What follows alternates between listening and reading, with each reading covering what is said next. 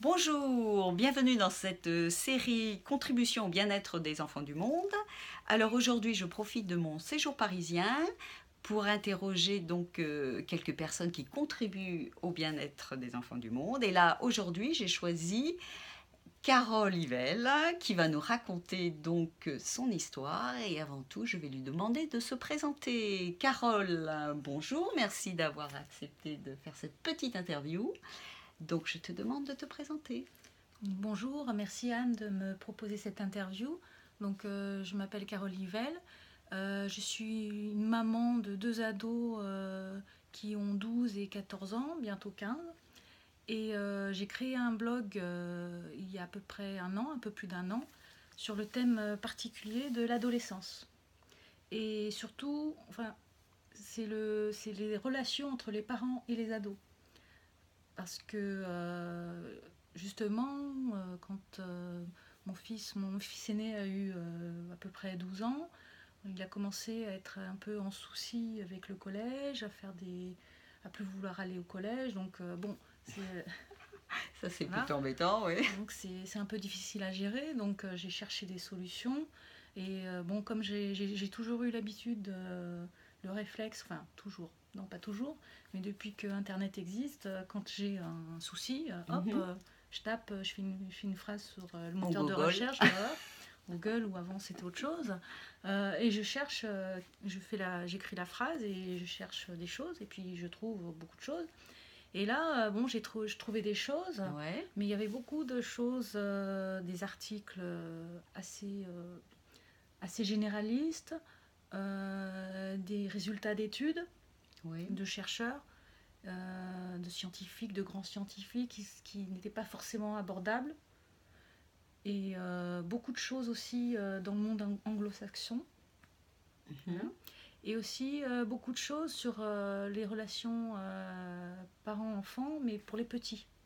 Ça, je te rejoins tout à fait. Il y a beaucoup sur parents-enfants, mais pour les familles avec les tout petits. Alors c'est très bien. Donc il y a beaucoup de blogs qui parlent de parentalité positive, d'éducation bienveillante. Et là, donc, en lisant un peu tout ce que ces gens écrivaient, je me suis rendu compte que finalement, j'avais un peu pratiqué ça avec mes enfants sans le savoir. De manière intuitive. De manière intuitive, donc pas sur tous les points, parce que Ouais. on fait un peu ce qu'on peut. Et je me suis dit que ce serait intéressant. Bon, moi, je vis de toute façon, j'ai des ados, donc il faut que je gère le quotidien avec eux et les problématiques qui se présentent au jour le jour. Donc, s'il y a des choses qui marchent, des choses qui ne marchent pas, je teste.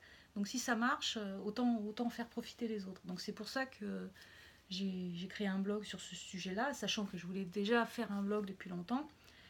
Et que c'est arrivé, c'était au bon moment, entre guillemets. Donc ça a été le sujet. Donc on arrive à ma question. Comment contribues-tu au bien-être des enfants du monde ? Alors comment je contribue au bien-être des enfants du monde ? Alors pour le moment, peut-être pas encore de manière grandiose, mais je commence petit et puis j'espère continuer et beaucoup donner de bonheur. C'est-à-dire que moi, j'essaye de comprendre ce qui se passe au niveau d'un adolescent, ce qui se passe dans sa tête, dans son corps, parce qu'il y a beaucoup de choses qui changent à cet âge-là. Tu essayes de faire passer le message aux parents, c'est ça ? J'essaye de faire passer le message. Si je trouve des outils qui marchent chez moi, je les propose, sachant que c'est pas parce que moi ça a marché pour moi ou pour mes enfants que ça va marcher pour les autres, mais bon, je propose, et puis si ça marche pour eux, c'est très bien. Et puis surtout, ça leur donnera envie de chercher quelque chose, de se poser des questions sur ce qu'ils peuvent mettre en place pour que ça marche mieux avec leurs ados. L'idée, c'est pas tiens, j'ai lu ça dans un bouquin ou j'ai lu ça dans un blog, hop, je vais appliquer.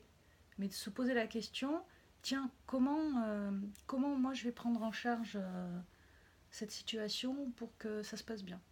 Donc en fin de compte, si j'ai bien compris, du fait que tu vas donner des conseils aux parents, ça peut faire du bien aux ados. Aux parents déjà. Parce qu'un parent qui ne se sent pas bien, donc les enfants, on parle des petits qui sont Ouais. des éponges, mais les ados, ils sont C'est la grands, même mais chose. c'est pareil. Même c'est peut-être pire parce qu'ils se posent plein de questions et ils n'ont pas les réponses.